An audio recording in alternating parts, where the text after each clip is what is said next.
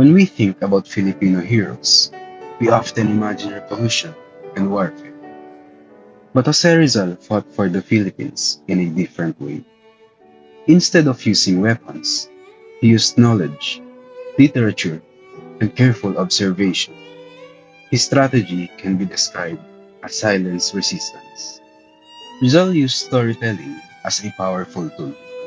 In his novels, No Limitang Here and El Filibusterismo, he created characters that represented the problems of Filipino society under Spanish rule. Corrupt officials, abused workers, and oppressed natives were portrayed through symbolic characters. These stories help Filipinos understand the injustices happening in their own country. Rizal was also a scientist and scholar.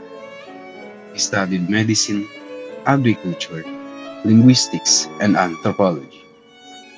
By observing other countries during his travels, he realized that education, discipline, and civic responsibility were key to national progress. Rizal believed that Filipinos needed knowledge and self improvement in order to achieve reform.